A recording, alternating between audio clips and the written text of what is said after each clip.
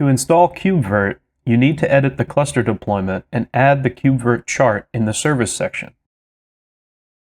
You can also see the cluster deployment defines Ceph for storage and StackLight observability, which will visualize statistics about the virtual machines and their components.